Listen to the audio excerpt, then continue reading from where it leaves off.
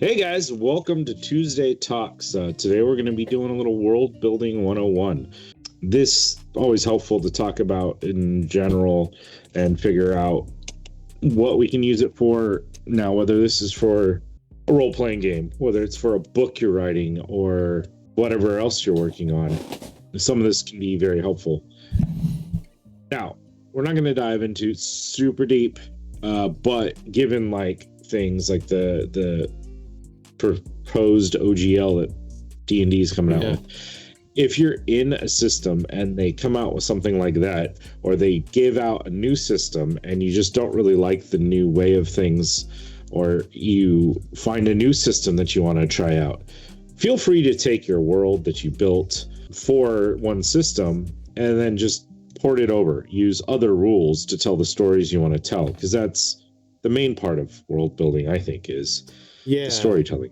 For sure. Like, I have a world setting that I've had for 20 years, and it's gone through 6 different game systems, because game systems are always going to change on you, because these companies have to make money somehow, and whether you like it or not, it may be something that you really love when you first started your world setting.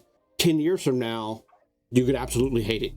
So if you are flexible with your world setting, and it really depends on your world setting too, is if you are running it solely for the purpose of your players and your community, then, you don't have to do really too much anything about it. But if you're publishing it now, that's a different story. And we have found that the easy way around that is either make it agnostic or come out with different versions of it.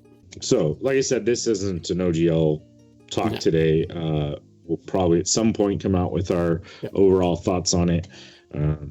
Kind of waiting to see what the actual document ends up saying before I get too crazy with it, because right now it's been pretty speculative with leaks and stuff, and we'll figure that out later. But for today, world building.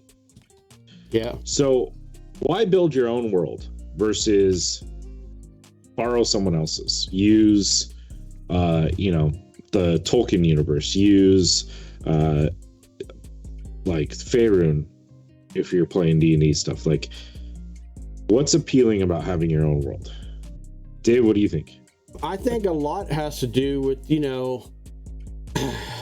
pretty much doing your own thing, as far as you don't have to sit there. And I'll be honest with you, especially the old school modules that read like books, I get halfway through and I'm falling asleep. Pretty much it's a passion thing, really. I mean, because you not only get to create something that your players get to experience, but they get to add to that experience on top of that. Because if you do with the mind you, preset game systems, or not systems, but world settings, there's nothing wrong with that. Absolutely not. I have found great love in certain world settings, but to be unique on your own, it's like you're playing God, essentially. It's like you get to create something from scratch, really. And I think, as far as the different types and stuff like that, versus, whether you create your own or you play someone else's setting, to do it on your own, it's a challenge, not gonna lie.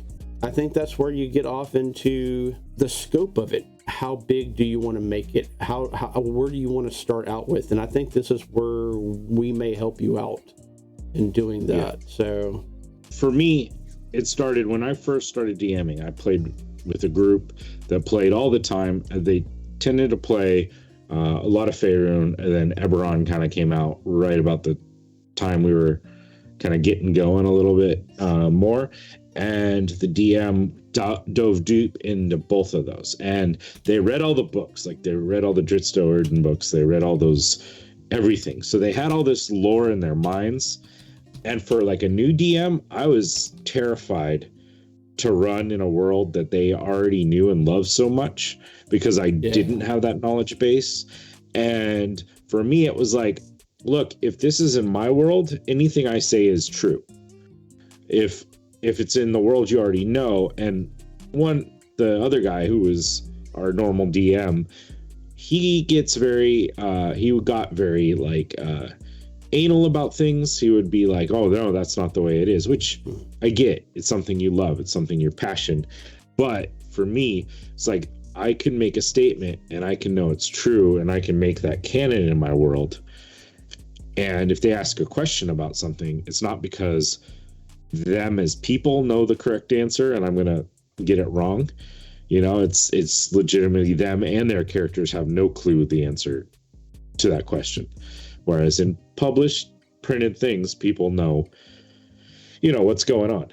And it's also that mainstream thing too, because I mean, even in a published thing, you could set it up of going, hey guys, right off the bat, we're playing in a different year or a different era, and and that's something you've got to definitely state during session 0 of your gameplay, because like Bill said, you will get those people that say, well, in book blah blah blah on this page in the year of this, that character didn't exist, so we didn't run into him.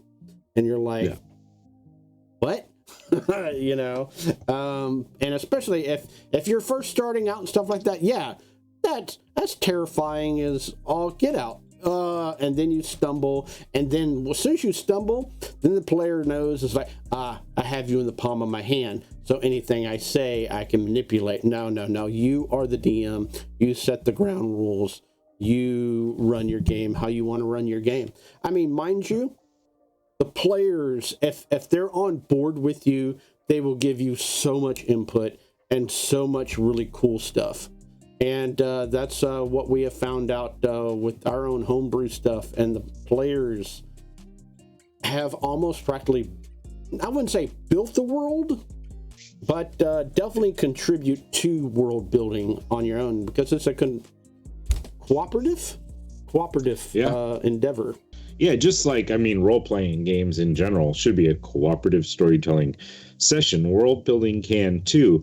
And that's another benefit of having your own world, is that I think it opens players to feel more comfortable about carving off a piece, right? Yeah. So we've had players greatly contribute to the lore and the stories of our Morosian background. Mm-hmm. And even in Shattered Lands, I had a player come up with a location that became its own island nation area. So it's a way that you can say, okay, carve out something, because there's no lore that is set in stone in this world. So you can tell me about your village, or you can tell me about your nation, or the faction that you belong to, and now that is lore. Now that is part of my world.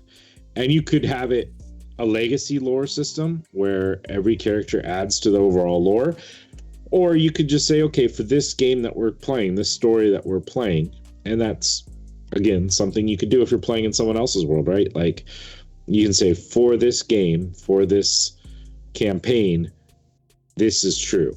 Like, yeah, for sure. It may not be in the next game. It may not be in other people's campaigns that use the same world. But as long as we're here at this table for this game.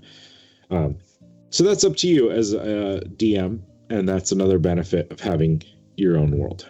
Yes. And and it's whether it's just one little thing, or as Bill said, a big thing as far as developing your own country and stuff like that. Work with your DM and allow him to make tweaks to what you have, because you may have something, this big long backstory of this, that, and the other. Well, guess what? It's got to fit within that world setting. It's got to fit within the parameters of what the DM wants. So he's your editor. He is going to edit your stuff. He is going to make changes and say, hey, this line is such and such and such, you Yes, you may have slain the champions of the dragons or whatnot, but he may say you had a dream about it and it's not really real, but you think it's real. So you've got to be flexible. Yeah, some of the world building aspects should be as much improv as actual in-game, with your DM. Those yes ands, the no's, no but, playing with it where you're like, okay, yeah, that happened and this is the consequence, and this is how it affected, or whatever. Or no, you probably didn't actually kill these guys, but maybe they were bandits that were pretending to be them, and other people think you killed these guys. So now you have that aspect. I mean, all sorts of things out there. So do we want to read? We have an input from our watchers. Yeah. So Chess of No Shires says it's nice to say to your players, hey, here's this continent. You're going to be from anywhere on it, and y'all can go anywhere on it. Also, if you want to, you can create your own hometown and some of its lore. For sure. And that's just one aspect of it. And especially since you already have maybe some stuff already pre-created and know the direction you want your home setting or your world setting to go. The other aspect is if you literally have no idea of what you want your world setting to be, and we have done that. Powered by the Apocalypse game system is awfully like that. Where you literally not only make your characters, but you make the world setting in session 0. And it is a whole hell of a lot of fun. And you could do that with any other game system and just not Powered by the Apocalypse. I was going to transition. That was perfect. So, awesome. Because I was going to say, where do you start? And that is one great way to do it, right? A communal start, like that session 0. Yeah. Like, all right, we're playing with Pathfinder. So we're dealing with fantasy themes, fantasy world, whatever. But let's all together discuss, like, what are things that we think would be fun to see in the world. And maybe you go around the table, get everyone to toss in an idea, and then let people riff off that a little bit while you're taking notes as a DM.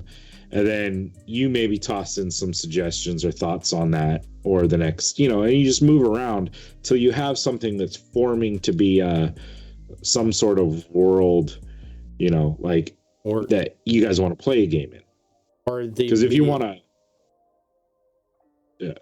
I was about to say, or even just the immediate setting itself, like the home village or whatnot. Yeah. So. Oh, for sure. Yeah. And I guess that's another thing to think about is when starting your world building, the scope that you want to begin on is a big part of it. So, tremendously. So the scope can be a wide range of things. It can be as small as we start in a tiny town that is in the middle of a forest, and we really don't get out to see other people. Or you could say we start in this world that is compassed in war, and that's the driving aspect of it, whichever way you want. Yeah. And they have different approaches that you're going to take to it. Obviously, starting in a small town that's more secluded and more like outside of the main world gives you time to focus on that town. First few levels, first few sessions, getting to know the characters, getting to know the village, getting to have the characters form personal bonds with the characters in your village and the area around it. Running a couple little missions here and there, and start dropping in hints of the outside world, travelers that come to the town with stories of battles or stories of dangers out there. Going off of that, one of our watchers, Moritastic, has some input. Moritastic says, I could see that style of world building being cool in D&D. What countries are there? What kind of societies are there? What institutions are there? Schools, churches, citizens groups, etc. What about religion and gods? how does this all fit together and create tension and conflict? Exactly. And that, especially if you're doing a cooperative thing, is great, but those are all things that you're going to need to look into when you're creating your own world. So starting in a small town, it's pretty easy to say, here's a small town. Here's the main god that they worship. Mm-hmm. And they don't really know much else. No. And it also opens up players to explore that in their character arc. So as you get your characters out of the small village and they finally go into a big city, and now they're bombarded with, you know, the noises and the sounds and the different religions and the different factions that they weren't used to, it's, you slowly are now building up that lore in your world without having to sit down and write a 120-page book for your players to learn every aspect of your world, you know, and then you're upset because they don't read two of the pages. Yeah. Yeah. But on top of that, you know, and I think that's really the greatest thing for a new DM to do, really, is instead of writing all this stuff out and just plunging your players into the thick of it, have it where it is like, I am some, you know, backwater country hick going to the big city, you know, or I am the explorers of this world, and let them just kind of, you know, explore it, and let the, you know, as they run into things and whatnot, write your adventures in that aspect, you know, and allow them to see the different cultures and societies and environments as they come across them. When I was world building, I do a lot of world building, and one of the really cool things that I stumbled across on the internet was there's kind of a norm now for creating your world map, and the norm is to pretty much do the landscapes, you know, the terrain and stuff like that, and label things. This really cool thing that I came across is when you look at a world map from like a geographical error or aspect of it, or even like a satellite view, there is no towns, there is no cities, there is no roads for say. There is forest, there is landscapes of terrain and stuff like that, and you could totally go that direction where it's just like your party looks at the different features and whatnot and go, that weird little mountain range over there looks interesting to go explore. Let's go do that. And then they could label the map as you go along. So, we may need to scroll up on this. I just did a list of some of the things here. No problem whatsoever. Another thing I want to mention is think of themes that you want to touch on in your game. Mm-hmm. Are you touching on injustices between the classes? Are you touching on the damage that conflicts do? And it doesn't have to be super broad, and like it doesn't have to be that like you know, like trying to teach a lesson or whatever, you know, like it doesn't have to be that, but think of something, what makes your world interesting to others? Like, why would they want to play in this world and in this setting versus in another one? Like, so like Shattered Lands, the premise of that world is, so what happens when a giant spell breaks the world and lifts all these islands up into the air to save the people from demons and the world below, devils, and the blood war that has boiled into the material plane? So how does that affect, like, what does that now look like? Like, how do these societies now form together and work together? Like, so that was my premise, or my theme of my world was airships, floating islands, you know, some magical mysteries that are going on that allowed all this to happen. And like when we started with Morosia, we started with Umberhaven, right? We started with, we wanted one giant metropolis that people could be in. Yeah. And from there, we've developed out that world to far more than that. And to go even smaller, I mean, I ran a really, really amazing campaign way back in the day that we literally started out in a town, and the townsfolk was like, hey, we have this really young dragon that's eating all our not all our crops, but all our sheep and goats and whatever. So the adventurers was put on the task of defeating this little, small dragon. Of course, after they did, they figured out we'll never fight another dragon until like X amount of level, because it was a real struggle. Well, later on, they took the power gap out. This young dragon had this whole structure built in where it was ruling over a bunch of other factions. And these other factions was like, hey, wait a minute, the young dragon's gone. I can be leader now. And it just escalated into just this non-stop thing that became really cool. All right. Yeah.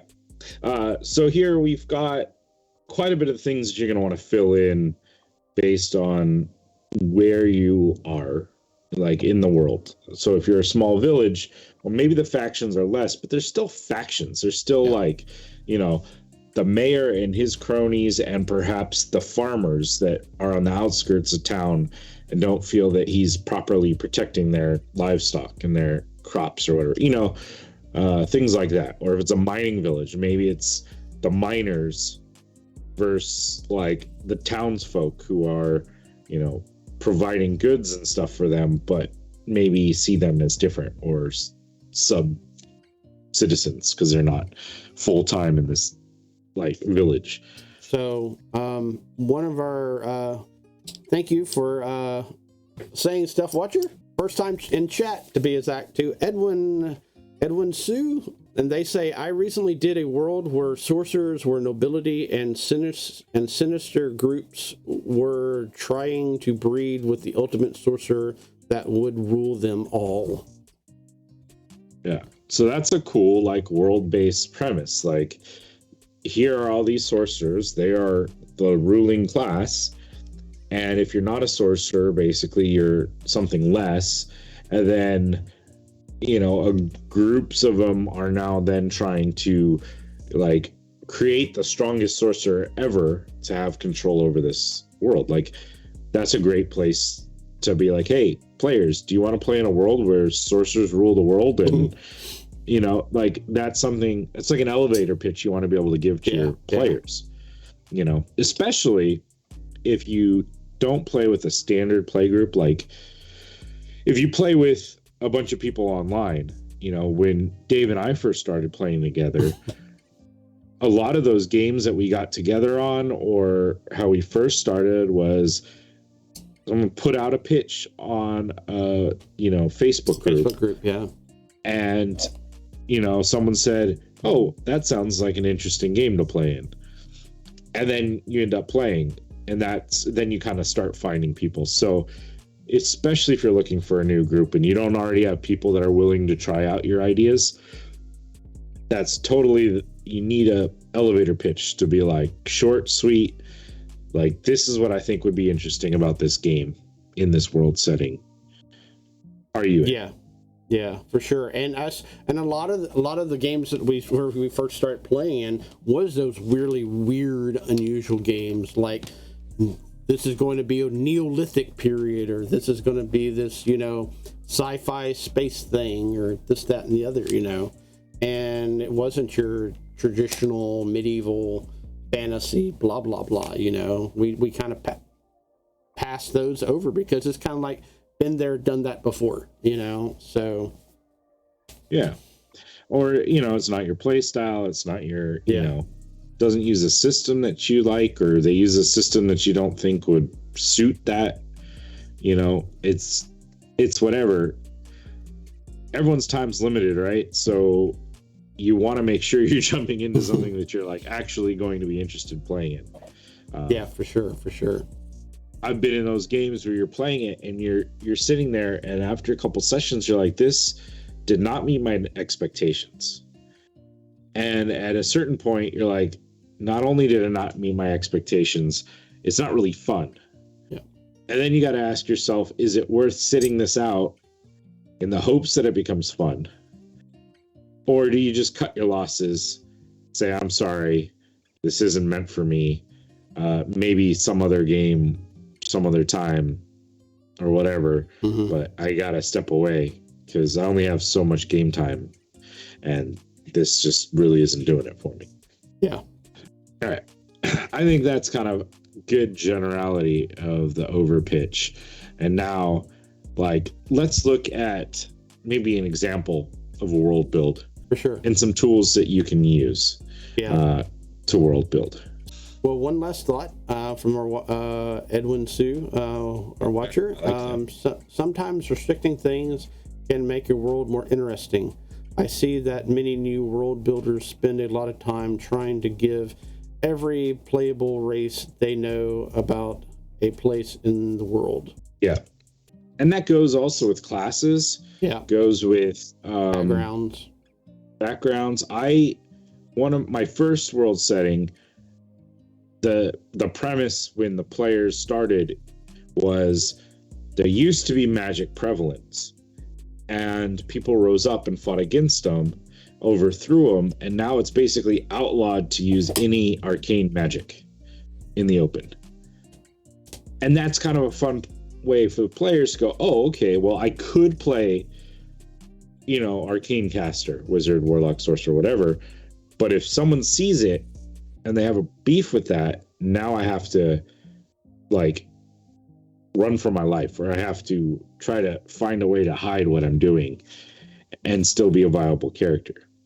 Yeah, I did one back in high school that was really, really bizarre, most because of how it played out that time period. The world setting, I decided gold was extremely rare, and pretty much shells and coral beads and stuff like that were your common currency.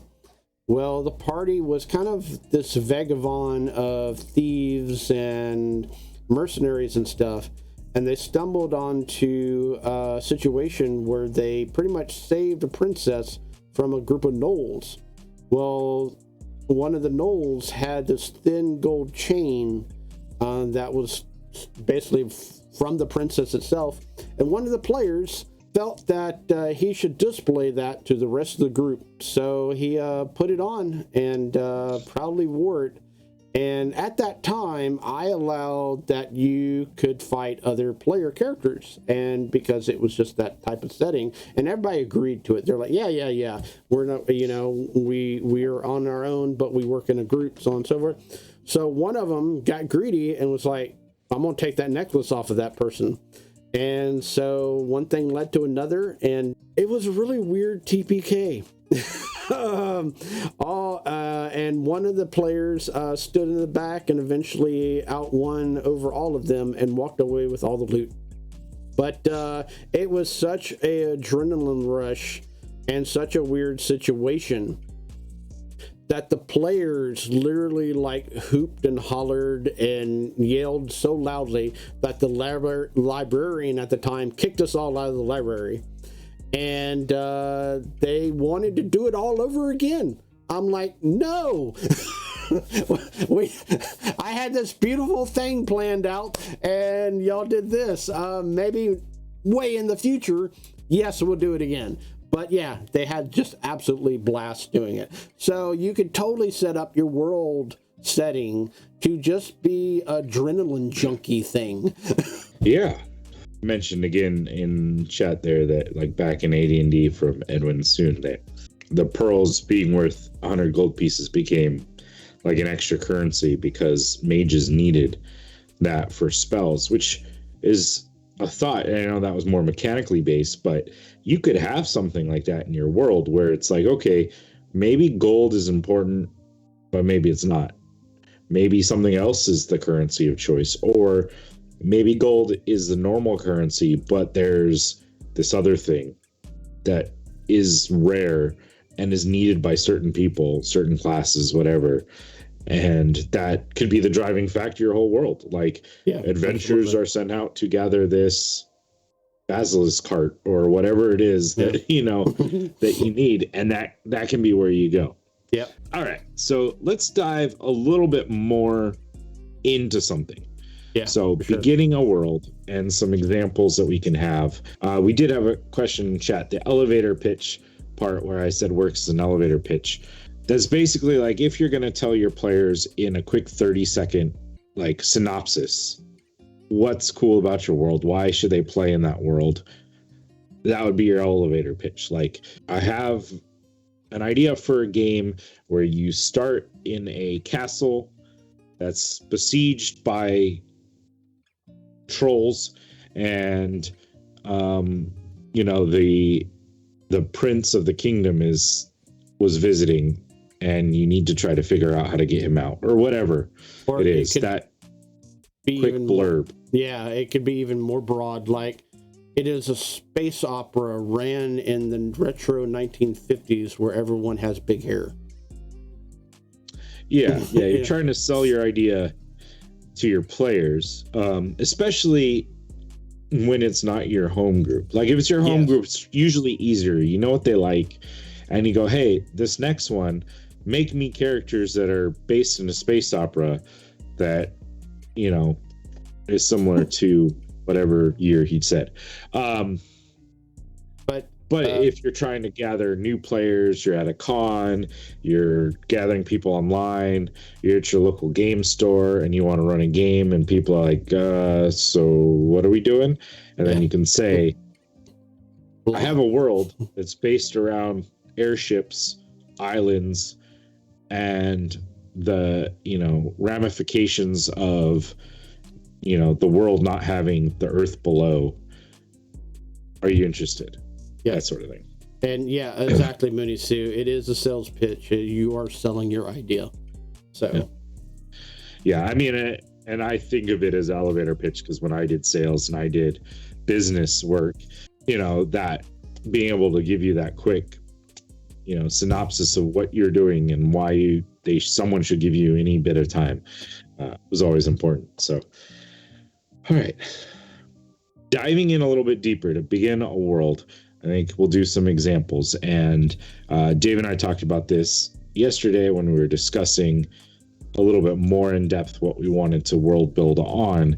And I think we thought, let's just start with a village. Yeah. And let's do a village that the players are all from, let's say, which is a restriction too, because if everyone's from the small village that is generally secluded, your players probably aren't these high and mighty soldiers that were out there. They could have been town guards, they could have been local militia, whatever, but they probably haven't seen the world, at most maybe the next town over or two.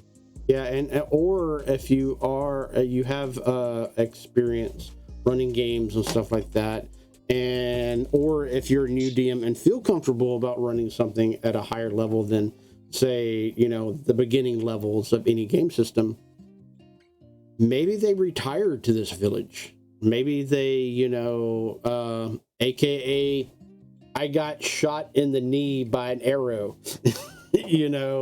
and now I live in this village, so it could be anything. But so a village is a good way to begin a new world setting if you're starting out, or, if you want to just start out in general.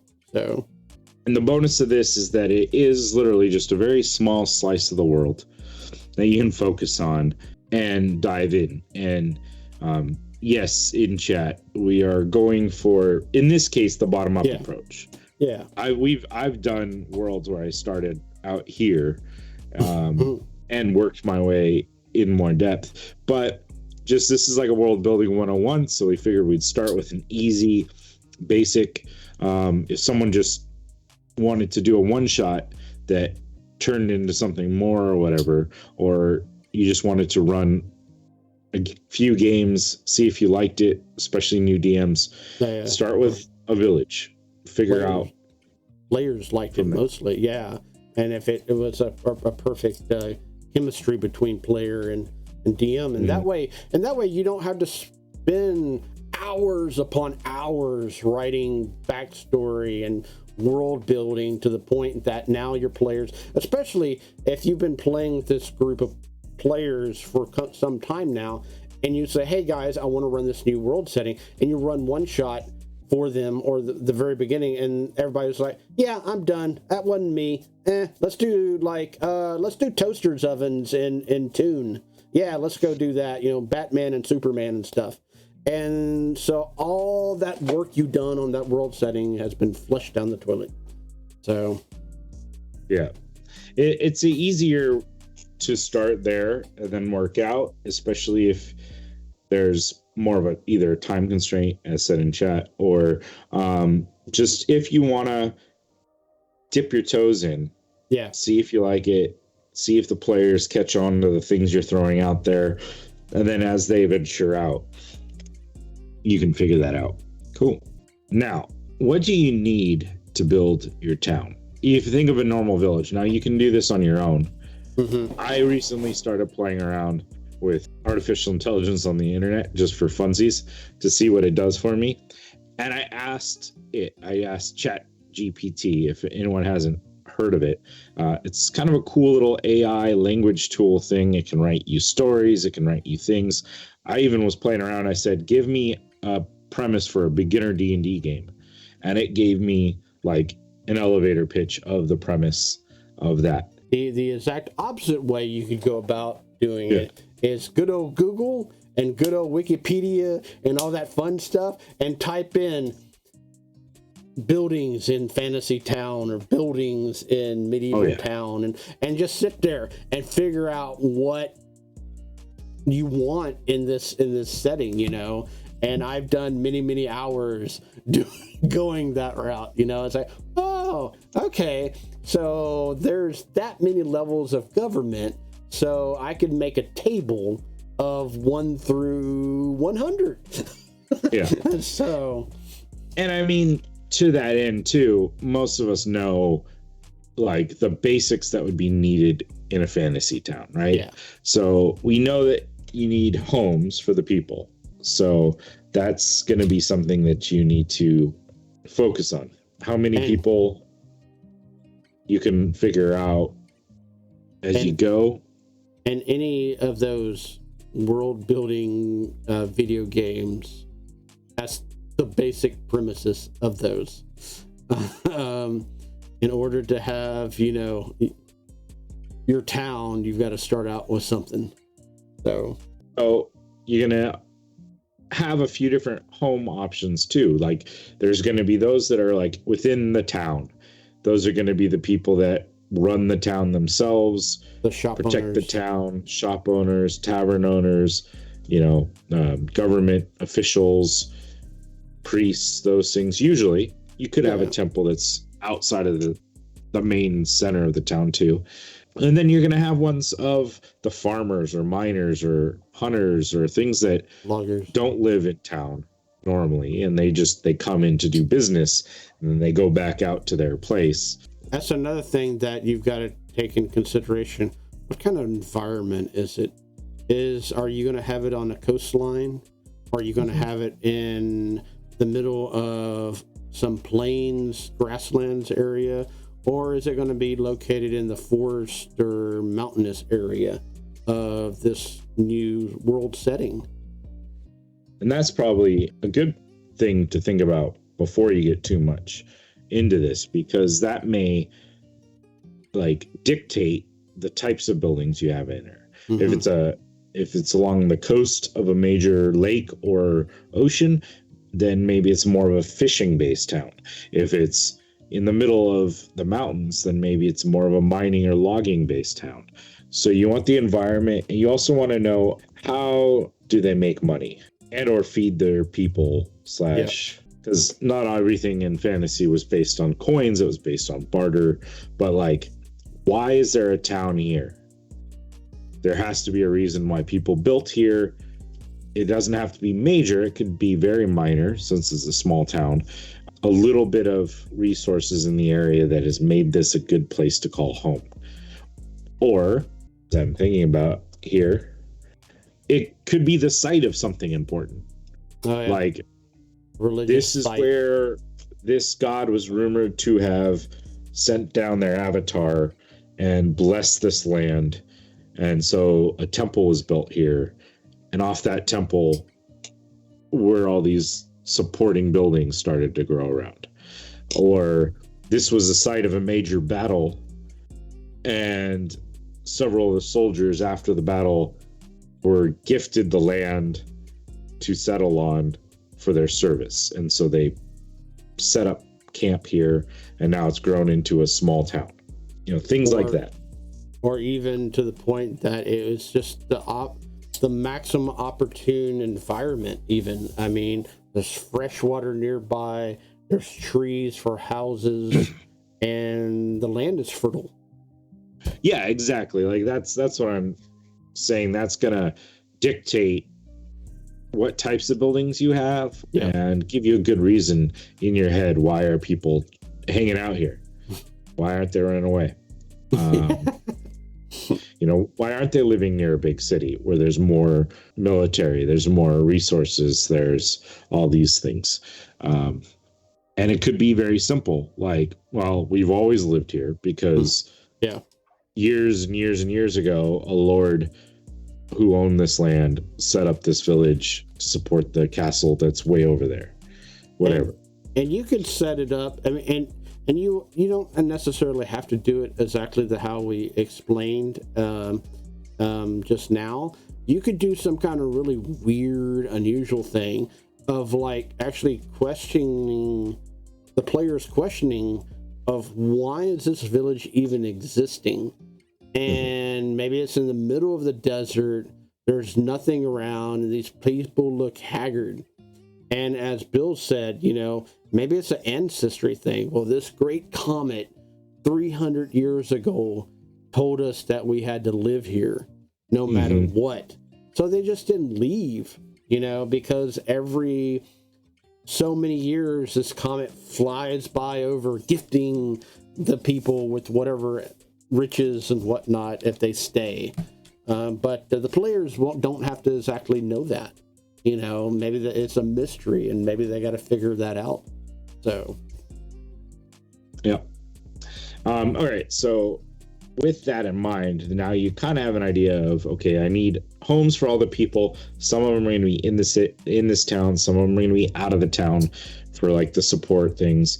I need some sort of market, whether it's one store that sells everything that anybody in the town really needs, a general store, or whether it's a couple different stores, like a more specific like weapon shop, or whether they sell herbs over here and they sell the adventuring gear or the mining gear that you might need over here.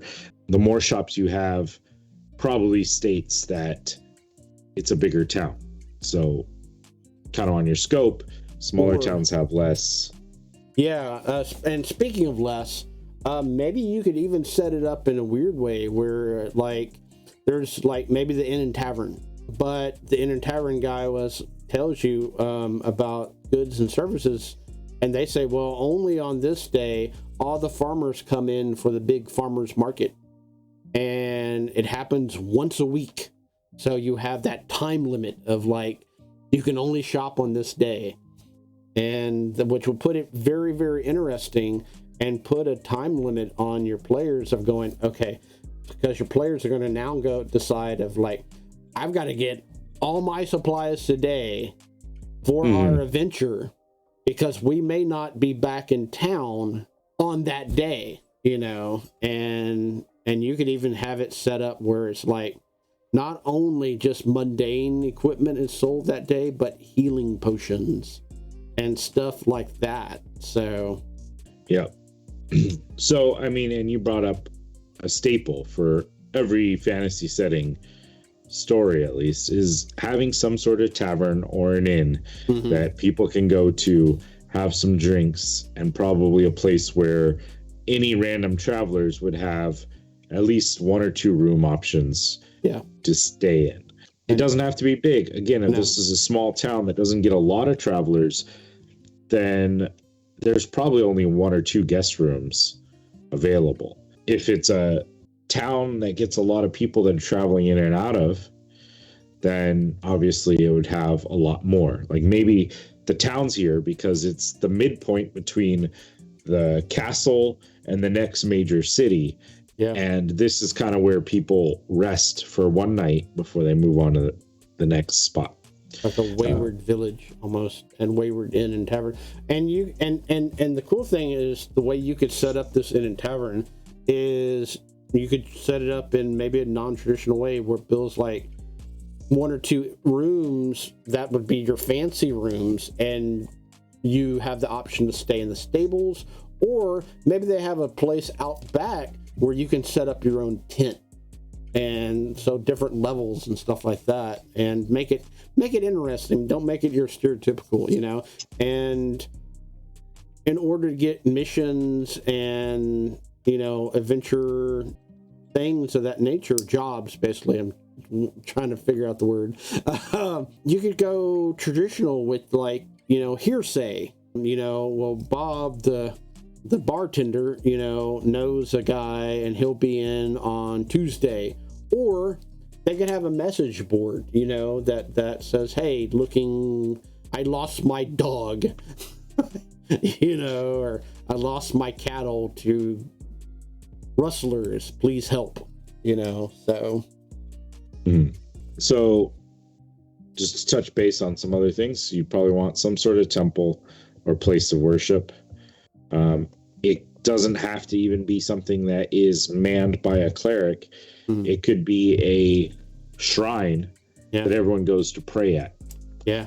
And it's not even necessary, but if you do have religion in your world, it's probably nice to dip your toe in with something small. One god or one temple that has like devotion to maybe a few of the good gods, if that's what your world setting has or based on. And this will get your players thinking about how do they react with their deities here. Are they religious? Are they, they don't care about them, or they don't believe in them altogether? It starts that thought before it's maybe a major issue.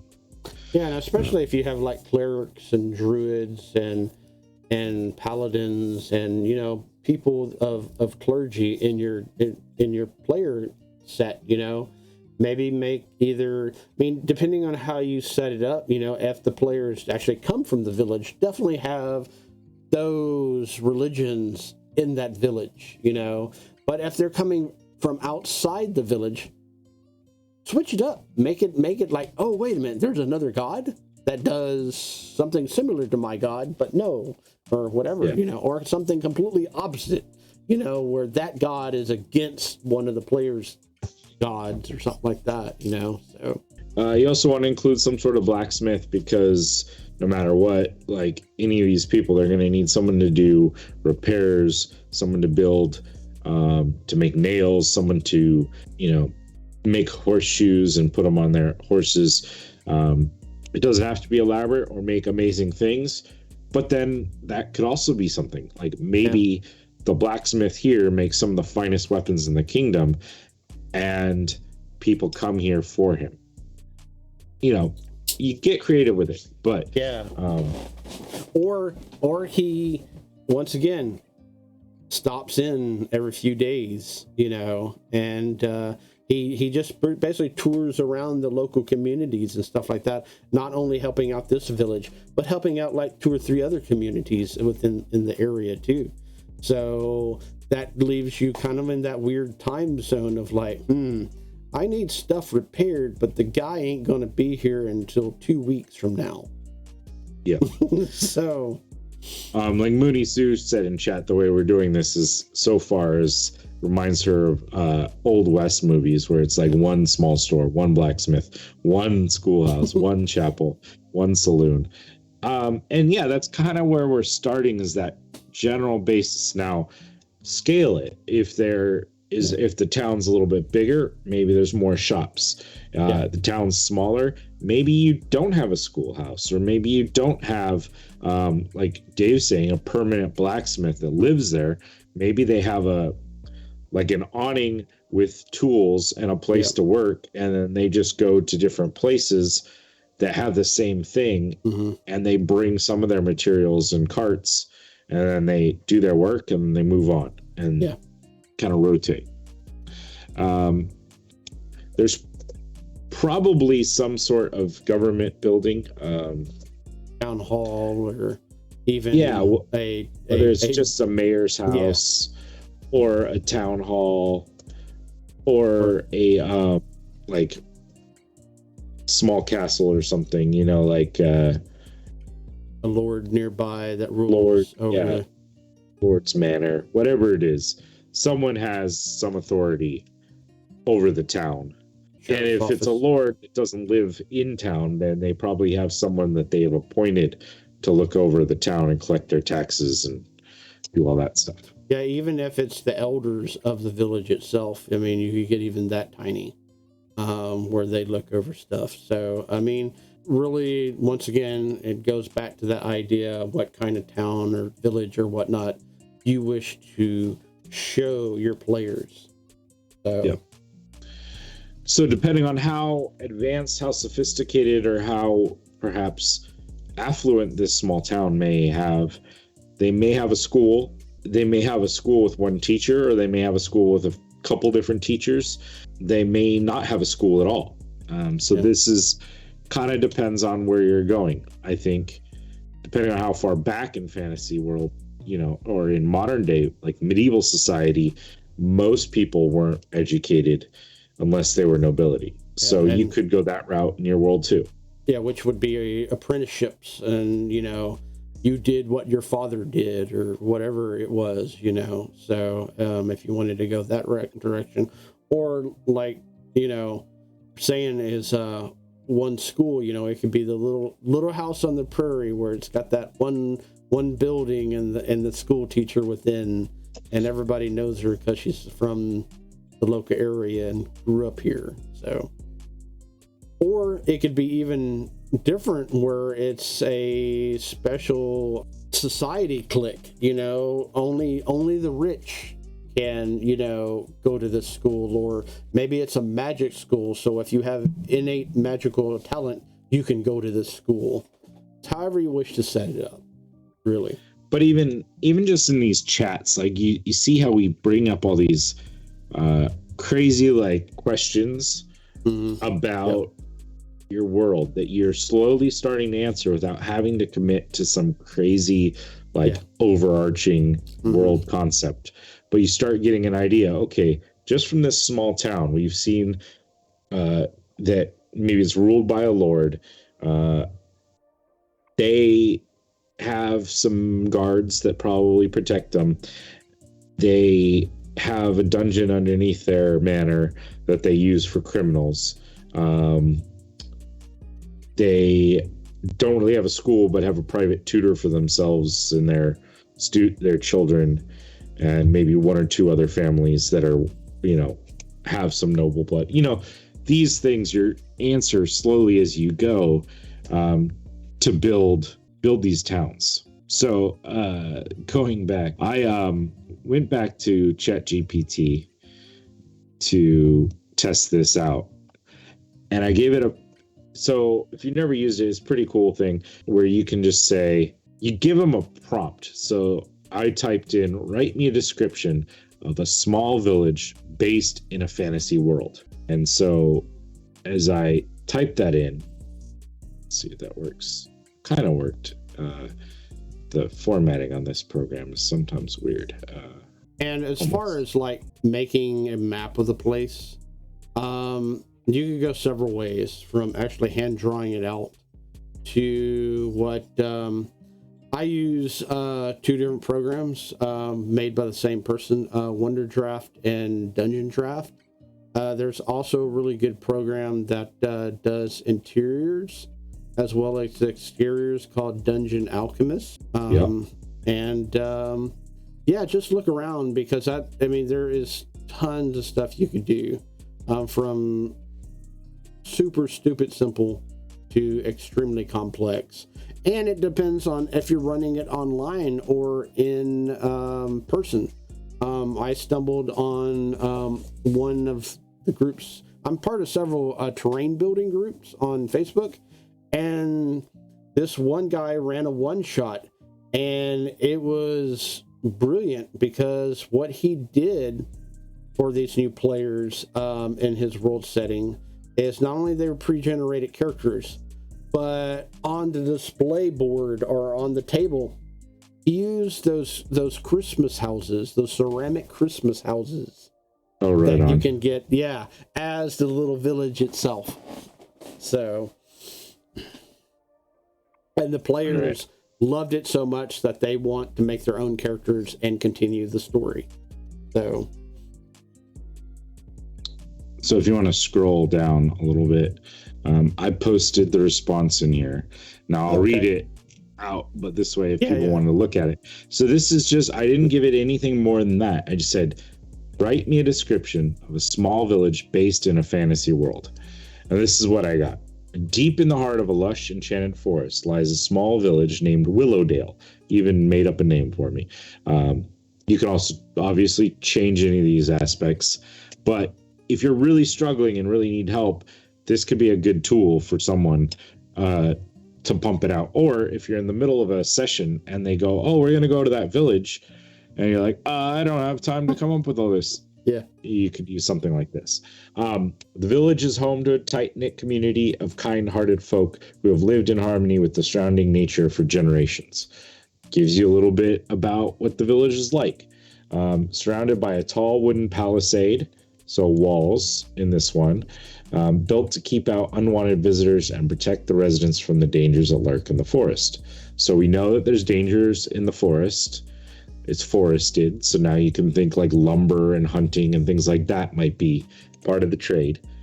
The main gate is guarded by a pair of sturdy oak doors carved with intricate designs of leaves and branches. Kind of makes me think possible like druidic community, or at least some tie to that, or an ancestry of that, or elvish or whatever. Inside the village, a network of dirt paths winds its way among the cottages and houses, most of which are made of wood and thatched with straw. So it tells us what the houses kind of look like. Each home has a small garden out front where the villagers grow vegetables and herbs to supplement their diet. At the center of the village stands a large, stately oak tree around which the village green is built. This is where the villagers gather for festivals, celebrations, and important meetings. The tree is considered to be sacred by the villagers, and it is said that it has stood there since the village's foundation. So it's a cool little addition fact there of something you can add into your villages, some communal location where everyone gathers normally for festivities and such. The villagers make a living primarily through farming and harvesting the resources that the forest provides. So this one even tells us that much. They're expert hunters, gatherers, herbalists, and have deep knowledge of the different plants and animals that call the forest home.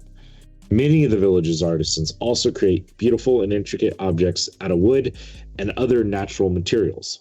Despite the secluded location, Willowdale has a reputation for being a welcoming and hospitable place, known for its festivals and gatherings that attract travelers and traders from far and wide. The village is also known for the annual event of the summer solstice, where the villagers and visitors would gather around the sacred tree and have a night-long festivities and celebration. All in all, Willowdale is a peaceful and idyllic place where the villagers live in harmony with nature and where the magic of the forest is ever present. I mean, that was one little prompt, and it gave me all that, and I could build games off of this easy, no problem. And that's just a start. I mean, don't focus solely on that. Take aspects from that and really build on it and stuff like that. As well as, I mean, if you want to go even more simpler and not go the AI route, think about what you want in this area. Make a list, put some numbers to it, and make it randomly dice rolled. But as is said, now you have a basis of your little village and stuff like that. And that gets off into NPCs, your non-player characters, the people, your shop owners, your farmers and stuff like that, the people that your players are going to interact with. Yeah, I'm not saying just throw everything in AI. It's a tool like anything else. Now, it's a cool tool. I'm enjoying the use of it right now. If you're on anything kind of tech related on YouTube, lots of people are talking about the uses of this tool for their own industry. So I thought it would be interesting to see how it worked. Absolutely. For this particular, endeavor of creating content for D&D. This could be a great way to start. There's other ways you can then ask this other questions. You could take this, rewrite it so it's more written in your tone, plus rewrite it to include aspects that you wanted to include into this. It's a very easy tool that you can throw in some information and enjoy it, And to go on that idea, like I was saying, is take what Build's done, and definitely expand on it. But like when you get into NPCs and stuff like that, for sure, definitely get into, there's a wide range of what you could do with NPCs, and I wouldn't get too much into detail with them. I would do the basic stuff, and what we've done with like of a lot of our modules and stuff like that, I have these tables that give you pretty much personalities. And the way the charts are broken down is good personalities, neutral personalities, and negative personalities, are positive, neutral, and negative. And I usually like to give each NPC one of those. And that gives you some adjectives to work off of, whether he's proud, but he's agitated, and, or whatever it could be. And kind of let your players envision what this old man or whatever this young lady looks like. That way you really don't have to get off into, well, here's what a picture looks like, or this is what they look like. Now, if you wanted to do that, yes, there's the controversial AI, generated stuff out there, or you can go with an actual artist, or if you're really good at drawing, or you could just draw a super stupid, simple stick figure, 3D modeling even. We use Hero Forge for all of our, so we're not sponsored by Hero Forge, but it's a great tool to utilize. Yeah. You can craft any fantasy creature to make an image and save that image to like show your players if you want to do it that way, or simple little descriptions. Absolutely. The innkeeper is a large guy with a big thick beard, and he has a very loud and infectious laugh that everyone loves, and he's got a scar across his cheek that perhaps belies a less peaceful past. And that's all you need. That's all you need for your players to go, now I've got a visual of what he looks like, and maybe you just leave it at that and let your players do, theater of the mind is what it's called. So another way you can do it, and I've seen some DMs do it to great effect, is the players go, okay, we're looking for the mayor. Say, okay, you go to the house, you walk in, and you say, what does the mayor look like? Yeah. You're from this town. What does the mayor look like? Let the players add to that, further the world building by saying, tell me what you see. Like, tell me what this guy's like. What's your thought? How does your character view this man? Which makes them think, do I like the mayor? Yeah. Do I think he's competent? Do I think he's an imbecile? Like all these things are great to add in, and don't feel like when you're world building, you have to do it in a vacuum. Don't feel like you're all by yourself. You have players. There's other tools out there. And to go off of what Bill just said, I mean, you could even go around the room and like have all of your players build the mayor in its own unique style. Like as far as like one person describing what the mayor looks like, then you could have another player tell you, well, what does he like to eat, or what does he like to drink, or another, and then go around the room again and say, what is your player's relationship with this mayor, as far as liking him, not liking him, and let each player give you their own opinion.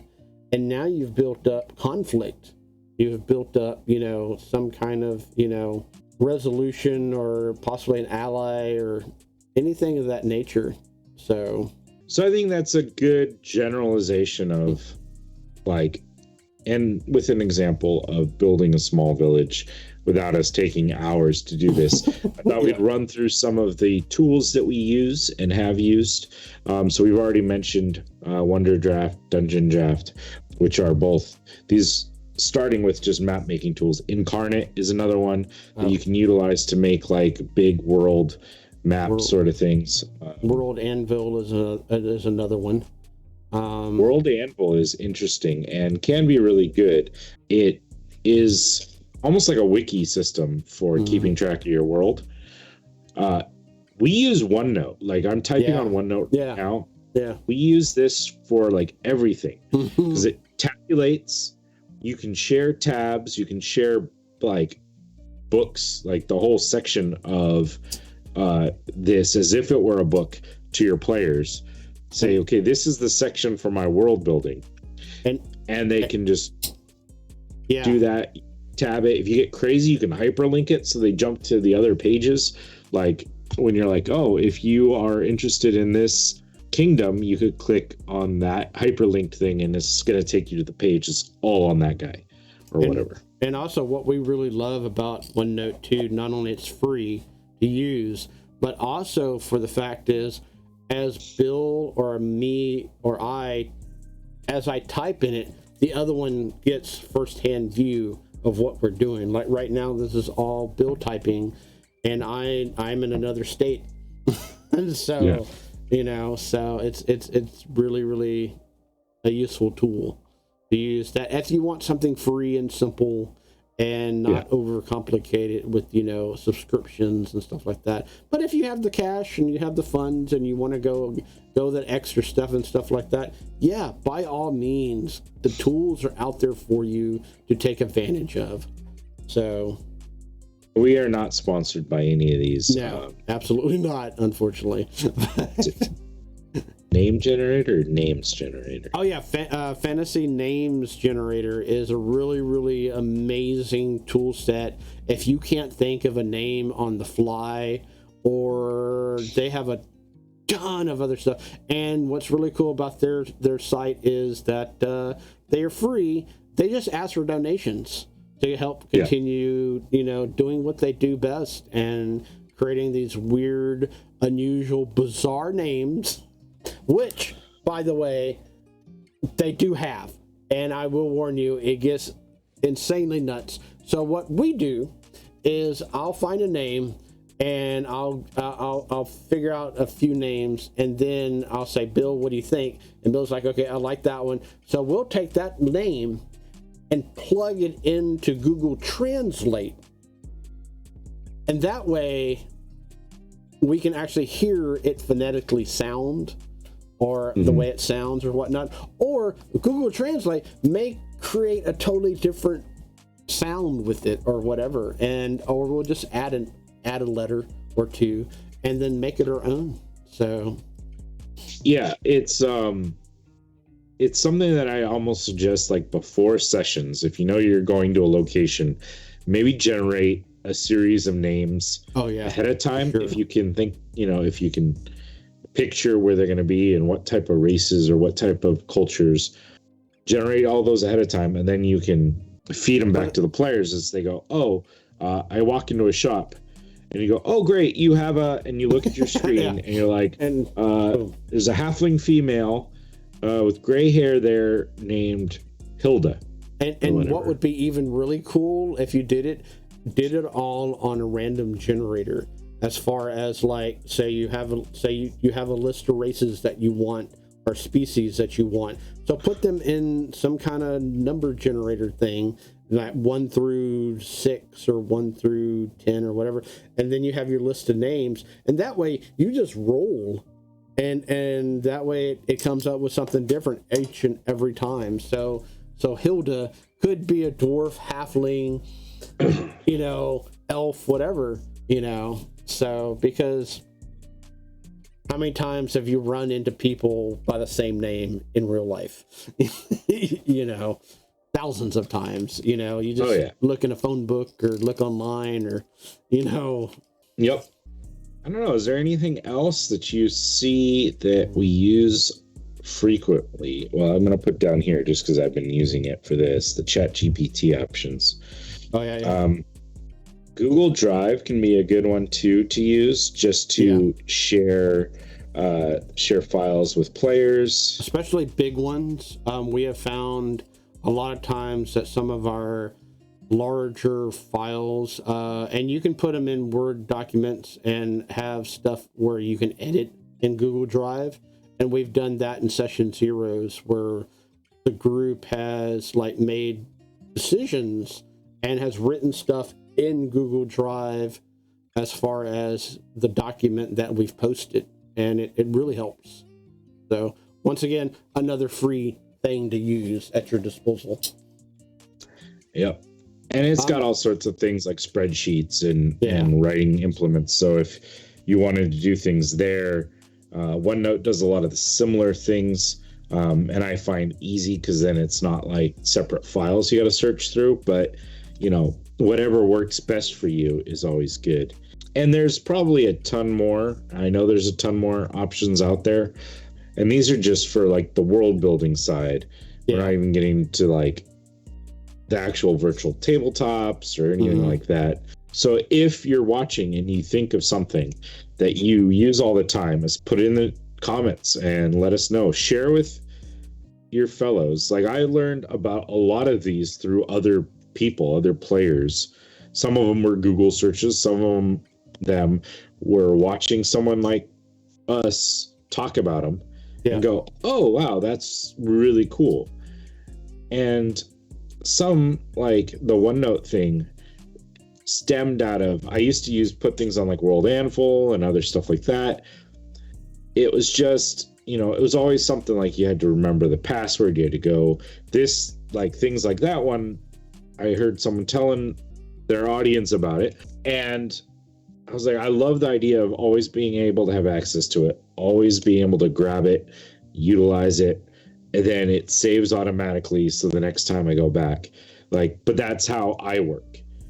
Yeah. Someone else might not work that way, or someone may not. Someone wants to have a more polished look, and so they want to use something like World Anvil, where you can have it set up a little bit more polished for your players. Yeah, I guess we should end on this note for and ask watchers, do you have any more questions for us or any more input or thoughts? And for our YouTubers, let's do a challenge for our YouTubers. Let's do a cooperative world build in YouTube in the comments section. That'd be cool. Yeah. So first YouTuber put down the village that we're going to build. And after that, each and every YouTuber after that, just add to it. We will do another video at the end of that and display the village, I think. That'd be cool. So jump over there, participate. If you watch this live now, we do appreciate that. But then give me a few days, and then this will be over on YouTube. And if you enjoyed this discussion or wanted to add your thoughts into the comments and start us off, then you're pre-warned. So you don't even have to necessarily watch the whole thing again. You can jump over and just put in your comments on it and get us going with a cooperative world build.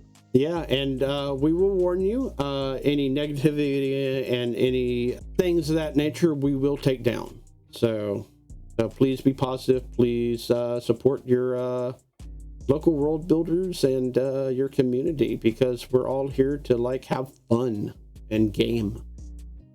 Mm-hmm. All right, guys. I think with that, that's probably a good place to call it for the day. We do appreciate you joining us in chat. We appreciate you following us. Edwin and Sue, we appreciate the new follow. If you're watching this and you're enjoying it, consider checking out our YouTube content. Consider dropping us a sub either here on Twitch or YouTube. And no, we have a Patreon. If anyone's interested, they get videos early. When we have digital content to give out, we give that out.